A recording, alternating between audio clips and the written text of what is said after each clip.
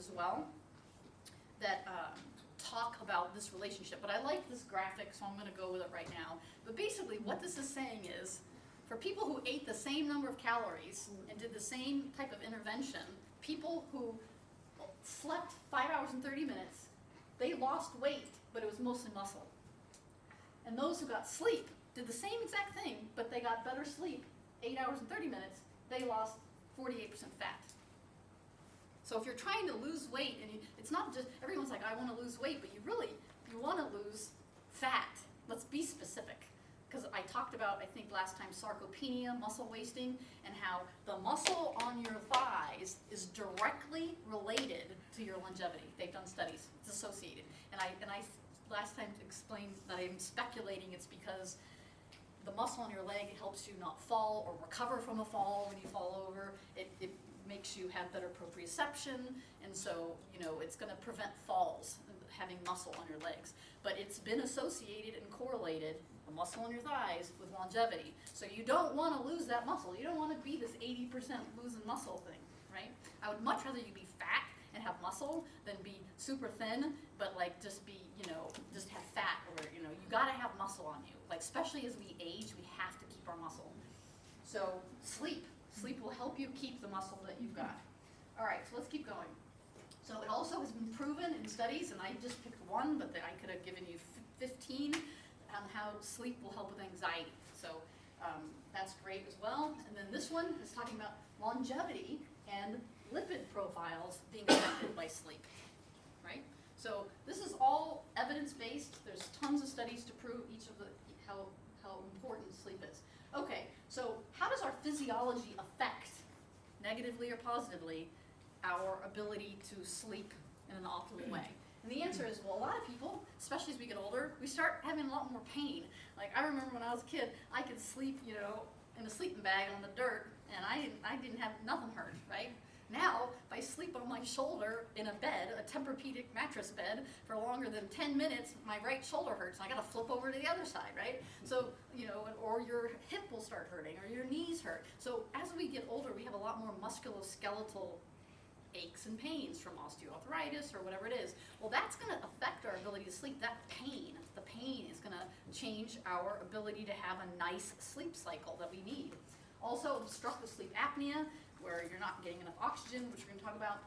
Restless leg, a lot of people, and that can be a magnesium deficiency, it can be a neuronal type issue.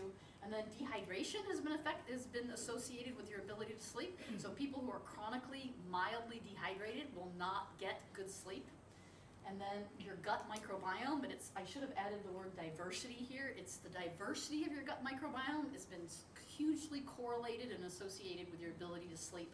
And then how much sunlight we get on our long bones. So everyone's like, oh, I gotta take my sunglasses off because I need the sun in my eyes. No, for vitamin D production, which happens from your skin, right? You need the skin over your long bones, that would be your humerus and your femur, and your tibia and fibula, right? The skin over your long bones is what's going to create vitamin D, and that is associated or helps with getting you into your sleep cycle. Okay, so we need a minimum of 10 minutes a day of direct sunlight on our long bones in order to have good vitamin D. And if you can't get that because it's wintertime and it's cold outside, then vitamin D supplementation is going to help you sleep. Okay, so we talked about pain. So understanding the proper sleeping position is worth going into. So if you don't have a little pillow to put between your knee or the correct position to put your neck in, a little pillow like that, these are things worth exploring to see if you can get yourself into a position that holds your body in a more pain-free position. All right, so another thing is you should make sure you address any sleep apnea issues. And that's dual-fold. Number one, you want to get into your sleep cycles, but you also want enough oxygen. And because oxygen, a lack of it, is going to cause a systemic inflammation that's going to lead to coronary events or increase your risk of a coronary event. Okay, so you can now do these at-home sleep studies where you just put this wrist thing on and a finger thing on, and then all the data is downloaded to your physician, and you can learn really quickly and easily if you have any kind of sleep apnea issues. So first, do a sleep study if you can. Then, if you find out that you have sleep apnea, you have frequent awakenings, because you're gasping for air, then you really need to wear a CPAP. And some people are like, oh, I can't do it, but the CPAPs are horrible, they're on my face, and it's just not good for me. Well, there are other options as well that I have had luck with my patients, and that is using what's called an oral appliance. It's not like a mouth guard for grinding your teeth. It's similar but different. They are a little bit slimmer, so they're a lower profile in your mouth, so they're a little bit more comfortable. And they adjust your jaw position, so that way it keeps your airway open. And so some people who can't tolerate a forced pressure that happens with the CPAP and this thing on your face, you can use this mouth oral appliance, and it will help you breathe and keep your airway open. And so that's an option. This link, there's 2 links right here. This one is a comparison, a review of the best oral appliances. I highly recommend you click on that. You can read all about the different ones that are out there and how to get one and that kind of thing. Okay, so now they talk about here, this is just a study to prove that dehydration is associated. So if you want to look into that a little bit more. And then here's a study, or it's actually a review on how the microbiome diversity specifically is associated with sleep. Okay, so, and there's tons of studies on that, but we got to get going because we're almost, okay, so here's just a big thing that explains sort of why your gut microbiome is so important in keeping your ability to sleep. I'm not going to go into it, a lot of big words, just trust me, it affects it. Okay, so you could ask me, well, have you tried any of this? Yes, so this is the one that I got. Where is it? It's right here. Okay, and because sleep is my thing, it's my issue, and so I've tried. I think everything I'm about to show you, I've tried. So I can give you my opinion, but we're all unique human beings, and what works for me may not work for you. You've got to figure it out and explore it, and I really recommend you make this a journey, a fun journey, where you figure out what helps you optimize your sleep, because it's going to be one of the best ththings you do for your long-term health. Okay, so I tried this. That's this one. I don't know I can't tell any difference. So I if it's helped me, it's been insignificant for me. But a lot of people, it makes a giant difference too. So there's all different ones. I just picked a couple of them, but if you just type in probiotic blend for sleep, you'll get 1,000 of them, right? So, and usually the probiotics they put in the blend have been proven in medical studies to be the particular bacteria that help promote sleep. How about just eating yogurt? Yeah, live food, fantastic. Yeah. So yogurt, kefir. kombucha, kimchi, do it. In fact, the thing though is, and I could do a whole lecture on nothing but your gut microbiome, but you have to be consistent. The instant you stop eating the fermented foods, your microbiome changes. Kraft in a can, I understand, does It's not not live. No, you gotta have live. It has to be completely live. I love sauerkraut. Oh, I just love it. But the thing is, I don't eat it every day. Now, so what happens is you have to eat it every day. And so like even this will help you, the night you take it, but then if you stop taking it, it does not inoculate. So people think, okay, they've inoculated their gut and now their gut's gonna have it, right? And the reality is it's been proven that once you stop taking the probiotic supplements, that diversity goes away. So basically, the only way to affect long-term your gut microbiome is to change what you eat, right? That's it. That's what does it. And also to change your environment. So if you have a dog and another human living in your house, they will affect your microbiome. When they leave, your microbiome will change, right? So it's your environment and it's your food that affects your microbiome. So if you eat, if you can make it a habit of drinking kombucha tea and eating fermented foods every single day, a little bit of them, like alternating a bunch of different things, great, do it. If you're not that consistent, then I would take if you're really trying to work on your sleep, I would take a supplement. But with the understanding that when you stop taking it, you're not going to have that benefit anymore. It goes away within, I think they said 3 days. 3 days to a week, your microbiome changes back. I'm sad that kraut in a can is not as good as I hoped it would be, but it's still good to eat. What? Sauerkraut in a can. Sauerkraut in a can is not going to give you the live beneficial but it's good. Cabbage is great for you. Okay. In fact, cabbage will heal your stomach and it's good for H. pylori infections and all kinds of other stuff. You know, so there's a lot of health benefits to sauerkraut, even in the can, right? Because of the pH balance and the acid and all kinds of stuff. So I'm a huge fan, whether or not it's live or not. But I'll tell you But then you what. have the sodium issue. And so I could give a whole lecture on nothing but sodium, but if it's a natural sodium, like a Himalayan salt, or not the iodized salt, or not, you don't want, canned foods have a lot of excess sodium, and I'm not a fan of that kind of sodium. But most of us, believe it or not, could use the healthy sodium. But yes, staying away from canned foods because of the artificial sodium load is probably a good thing. So we'll get about 3 or 4 more lectures out of today. Excellent. Are you kidding? Hundreds of them, man. And, you know, if you've listened to me before, you know I talk about anything for way too long.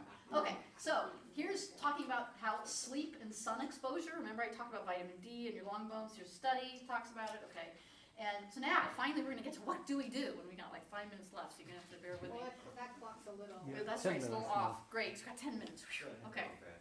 So now we're getting to the meat of this lecture. Like, okay, we know all this stuff. We know why it's important. What do we do? What can we do, right? Okay, so one thing we can do is get a sleep study done. Make sure you're getting good oxygen when you sleep, right? That's easy to do if you have a primary care physician. Ask for one of those at-home sleep studies. They'll send you a kit. It'll come in the mail. You do it. They download the data. You send the kit back. It's super easy. It's not a big deal. Your physician could order it for you. I recommend it because even if you learn you don't have it, great, now you know you don't have it, so that's fantastic. It's worth doing for your heart health. Okay, and so here's some other things. So you need to track your sleep. Like in order to figure out how good you're sleeping, you gotta track it, right? So my number one recommendation is the Oura Ring. Now you can get all these other devices like the wrist thing, and they're not that accurate. I've tried a lot of them and I've compared them all, and because I'm a mechanical design engineer and I did electronics embedments, I designed stuff like this. You know, I wanted to know how the algorithm was written, you know, and like, I was super curious. So you can go down your own rabbit holes and make your own decision, but from my 7 years of looking into which is the best sleep tracking device, this is it right here. Okay, this is the easiest and most convenient. Their algorithm is fantastic. If I laid down right now and took a nap, it instantly knows within 30 seconds that I'm asleep, and I mean, it's like a miracle. How does it know that? Well, it tracks my heart rate variability, it tracks my motion, like how much I'm moving, my temperature, and all kinds of other things. And they've created an algorithm that then correlates that to sleeping and waking in different phases of sleep. And it's very accurate because I've taken naps in the middle of the day and I looked at the clock and then I shut my eyes and then, you know, I wake up later and I look to see, I download the information on my phone and sure enough, 1:07 p.m. you fell asleep. Did you take a nap? And I say yes, you know, like it knows. So it's very accurate. And now how accurate it is with the deep sleep and light wave, I found it to be really accurate when I compare it to my neural sensors. So, you know, is it perfect? No. Right? I don't think anything's going to be perfect unless you put the big one on and you're in a lab, right? But for a user like me who's just trying to optimize my sleep and figure out what do I do to get more deep sleep, this is the best one. Okay, it's called Oura Ring. Then another thing, so now I'm talking about from personal experience, but we're all different. This is like a journey, and I want you guys to think of it as a journey for yourselves. For me, I'm in menopause, and so I get hot at night. I don't know why. It's like I'm fine, and as soon as I get in bed and I relax and I lay down, I start getting hot, and I mean hot. And so it would drive me crazy. And then I'm all wet, and then I could get too cold. And it was just comical. So I got what's called a chili pad, and I'm going to show you a picture of that. So we're going to go through all these, and I'm not going to read them because I have slides on all of them. But the chili pad was probably one of the number one things that I got to help my sleep, which is this pad I put under the bed that circulates water, and I'll show you a picture of it. And it keeps my temperature regulated because skin temperature has been associated with good sleep. So they always say the best temperature for your room is between 60 and 65 degrees, so you want a cool room, but that's because you need your skin cold. Now, so what happens is if there's a way to keep your skin cold without having your room that cold, that'll work too, because it's not your core body temperature that's associated with your sleep, it's your skin temperature. Okay, so that's why the chili pad's great. So if you keep going on, here's the Oura Ring. That's what this ring is. They got all different colors. I usually need soap to get it off, so I'm not going to pull it off, but there's these little nubs in here, and it tracks all kinds of awesome things. And they keep making it better and better, which is just amazing to me what this little tiny ring can do. Does that have a link to a smartphone? Is that what's Yeah, going yeah, on my there? phone, and I connected and then Radio down. frequency. Yeah, and so, you know, that's, you saw my sleep data, right? Those 4 screens, that was from this ring. That's where I got that data. But it also tracks your movement, it tracks, it learns your behavior, and it will make my phone ring at me and say, you should be getting ready for bed now, because it learns how my sleep is best, and it will tell me when my bedtime is. Like, it's smart enough to say, you need to go to bed if you want good sleep, this is your time. Where do you download the app? It's free, you could download it right now, it's called Aura, Oh, just look it up. Now, what's not free is the your, ring's not. the ring's not free. Okay, so let's keep going, because I'm running out of time, and I wanna get through a lot of these things. Okay, so like, this is just, what some of the screens look like, right? So, after you download it for the night, you know, you'll get something that looks like that. This is not mine, this is just random screen captures I got online. And then, but it's also gonna tell you when you reached your lowest heart rate. It's gonna also give you heart rate variability. It's gonna give you your sleep stages, your sleep latency, how much deep sleep, REM. I mean, there's so much information. There's like 4 more screens of information. So it's really, for a data hound like myself as an engineer, I just love it, right? So I recommend tracking your sleep. It's worth doing. This is what I use to stay cool, right? I had this little thing, a little box, it's about like this big. I put it under my bedside table. And then there's this little hose that connects, right? Looks sort of like that, right? And then you tuck it under. And then there's a little blue button and a red button and a little digital, and I touch it and I can raise the temperature up and down. And I usually have mine set for 66, and that's great. And then I will fall asleep. It just pulls the heat out of me. And then if I stop being hot, then it regulates. Like, it's always sensing the temperature of the water and keeping it that way. So it's great. It's like, it's helped my sleep more than anything. All right, besides not drinking wine in the evenings. Those are like the big factors for me, okay?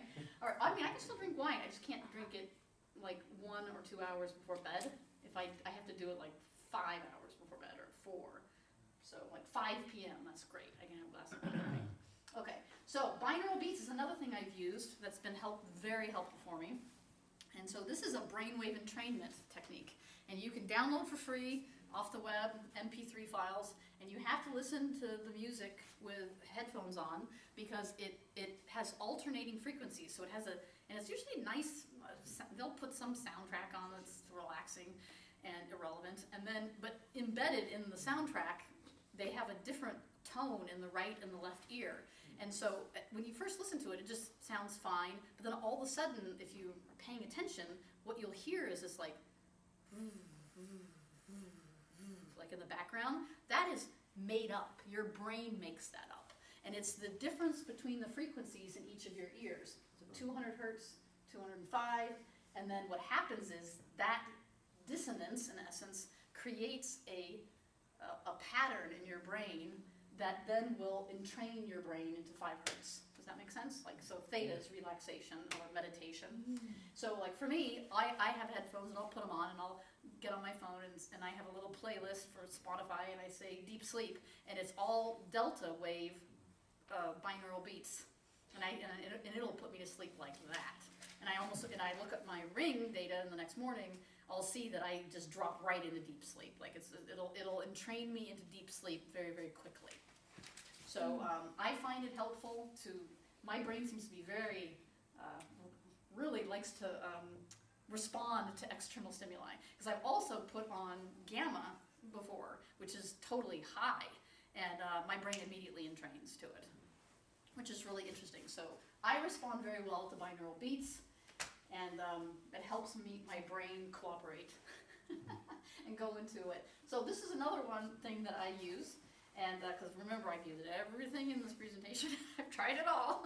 And so you need to reset, I talked about the suprachiasmatic nucleus, which is right above where your optic nerves cross. And it tastes the light and will help reset that sleep-wake cycle, okay? And if you don't get enough light in your eyes early enough in the day, then your sleep cycle can get messed up and you can have a hard time going to sleep when you want. Like for me, especially if I'm nervous or worked up about a test or an exam or something, like I can't go to sleep, right? So if I am, and then I'll go to sleep later and later and later. It's like a spiral out of control where I'm starting to go to bed at 1 a.m., right? Instead of like I need to go to bed at 10. I mean, I got to be asleep by 10. So I get in bed at 9:30 and I try to be asleep by 10.